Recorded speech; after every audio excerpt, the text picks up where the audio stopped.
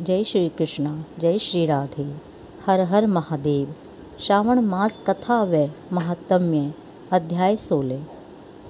इस अध्याय में हम सुनेंगे शीतला सप्तमी व्रत का वर्णन तथा व्रत कथा। ईश्वर बोले, हे सनत कुमार, अब मैं शीतला सप्तमी व्रत को कहूँगा। श्रावण मास में शुक्ल पक्ष की सप्तमी तिथि को यह व्रत करना चाहिए। सबसे पहले दीवार पर एक वापी का आकार बनाकर अशरीरी संज्ञक दिव्य रूप वाले 7 जल देवताओं, 2 बालकों से युक्त पुरुष संज्ञक नारी, 1 घोड़ा, 1 वृषभ तथा नर वानर सहित एक पालकी भी उस पर बना दें। इसके बाद 16 उपचारों से 7 जल देवताओं की पूजा करनी चाहिए। इस व्रत के साधन में ककड़ी और दधि ओधन का नैवेद्य अर्पित करना चाहिए। इसके बाद नैवेद्य के पदार्थों में से ब्राह्मणों को वायन देना चाहिए। इस प्रकार 7 वर्ष तक इस व्रत को करने के बाद उद्यापन करना चाहिए। इस व्रत में प्रत्येक वर्ष 7 सुनिवासियों को भोजन कराना चाहिए।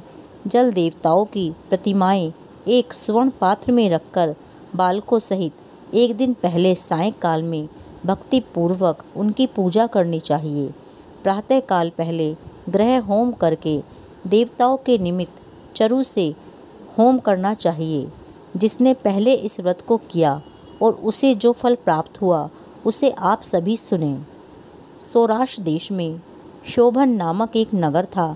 उसमें सभी धर्मों के प्रति निष्ठा रखने वाला एक साहूकार रहता था। उसने जल रहित एक अत्यंत निर्जन वन में बहुत पैसा खर्च करके शुभ तथा मनोहर सीढ़ियों से युक्त पशुओं को जल पिलाने के लिए सरलता से उतरने चढ़ने योग्य दृढ़ पत्थरों से बंधी हुई तथा लंबे समय तक टिकने वाली एक बावली बनवाई। उस बावली के चारों ओर थके राहगीरों के विश्राम के लिए अनेक प्रकार के वृक्षों से शोभायमान एक बाग भी लगवाया। लेकिन वह बावली सूखी ही रह गई और उसमें एक बूंद पानी नहीं आया। साहूकार सोचने लगा कि मेरा प्रयास व्यर्थ हो गया और व्यर्थ ही धन खर्च किया।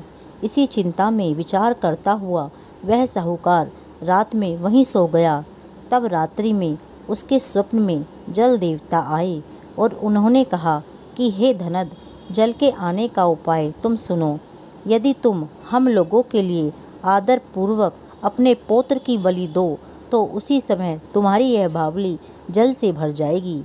यह सपना देख साहूकार ने सुबह अपने पुत्र को बताया।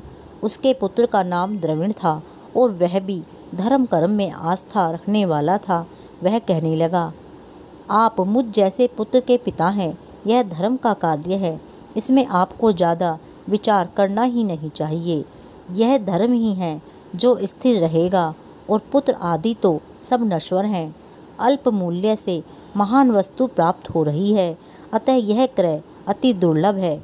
इसमें लाभ ही लाभ है। शीतांशु और चंडांशु ये मेरे 2 पुत्र हैं।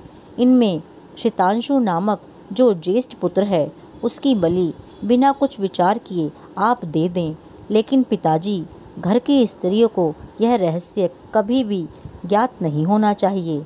उसका उपाय ये है कि इस समय मेरी पत्नी गर्भ से है और उसका प्रसव काल भी निकट है, जिसके लिए वह अपने पिता के घर जाने वाली है। छोटा पुत्र भी उसके साथ जाएगा। हे तात, उस समय यह कार्य निर्विघ्न रूप से संपन्न हो जाएगा। पुत्र की यह बात सुनकर पिता उस पर अत्यधिक प्रसन्न हुए और बोले, हे पुत्र, तुम धन्य हो और मैं भी धन्य हूँ जो कि तुम जैसे पुत्र का मैं पिता बना। इसी बीच उसकी पत्नी सुशीला के घर से उसके पिता का बुलावा आ गया और वह जाने लगी। तब उसके ससुर तथा पति ने कहा कि यह ज्येष्ठ पुत्र हमारे पास ही रहेगा, तुम इस छोटे पुत्र को ले जाओ।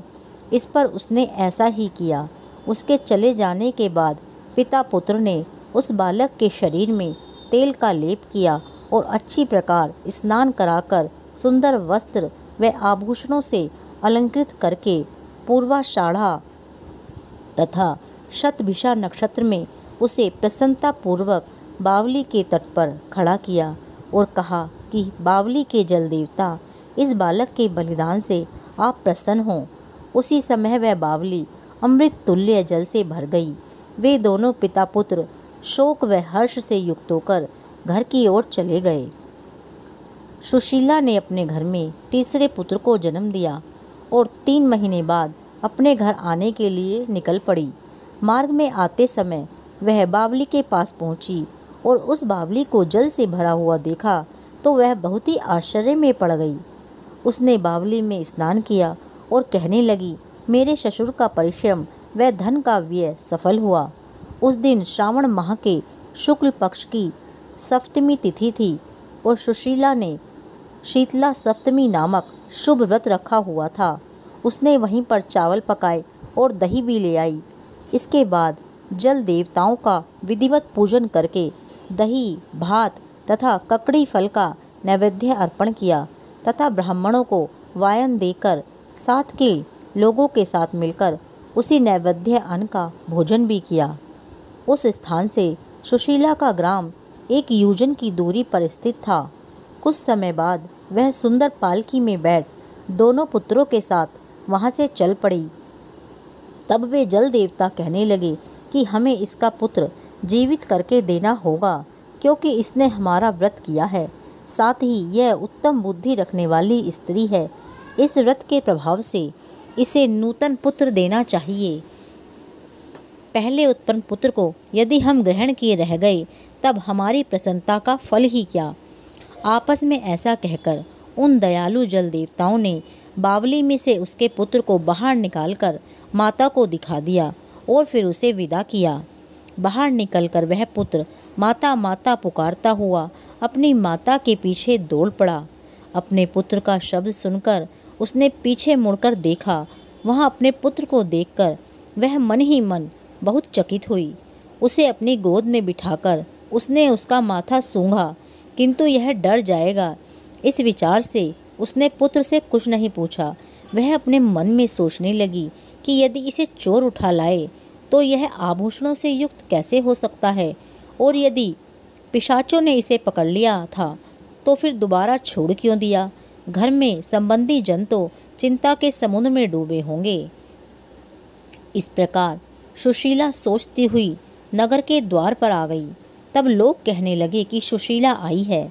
यह सुनकर वे पिता पुत्र अत्यंत चिंता में पड़ गए कि वह जाने क्या कहेगी और उसके पुत्र के बारे में हम क्या जवाब देंगे। इसी बीच वह तीनों पुत्रों के साथ आ गई। तब ज्येष्ठ बालक को देखकर सुशीला के ससुर तथा पति घोर आश्चर्य में पड़ गए और साथ ही बहुत आनंदित भी हुए। वे कहने लगे, हे सुचिस्मिते, तुमने कौन सा पुण्य कर्म किया है अथवा व्रत किया है। हे भामिनी, तुम पतिव्रता हो, धन्य हो और बहुत ही पुण्यवती हो। इस शिशु को मरे हुए 2 माह बीत चुके हैं और तुमने इसे फिर से प्राप्त कर लिया, और वह बावली भी जल से परिपूर्ण है। तुम एक पुत्र के साथ अपने पिता के घर गई थी, लेकिन वापस 3 पुत्रों के साथ आई हो। हे शुभानने, तुमने तो कुल का उद्धार कर दिया है। मैं तुम्हारी कितनी प्रशंसा करूं। इस प्रकार ससुर ने उसकी खूब प्रशंसा की। पति ने उसे प्रेम पूर्वक देखा और सास ने भी उसे खूब आनंदित किया। इसके बाद उसने मार्ग के पुण्य का समस्त वृतांत सुनाया। अंत में उन सभी ने मनोवांछित सुखों का उपभोग करके बहुत आनंद प्राप्त किया। हे पुत्र, मैंने इस शीतला सप्तमी व्रत को आपसे कह दिया। इस व्रत में दधि ओदन, शीतल ककड़ी का फल शीतल और बावली का जल भी शीतल ही होता है। इसके देवता भी शीतल होते हैं। अतः शीतला सप्तमी का व्रत करने वाले तीनों प्रकार के तापों के संताप से शीतल हो जाते हैं। इसी कारण से यह सप्तमी शीतला सप्तमी इस यथार्थ नाम वाली है। श्रावण मास महात्म अध्याय 16 समाप्त। जय श्री कृष्णा, जय श्री राधे। हर हर महादेव।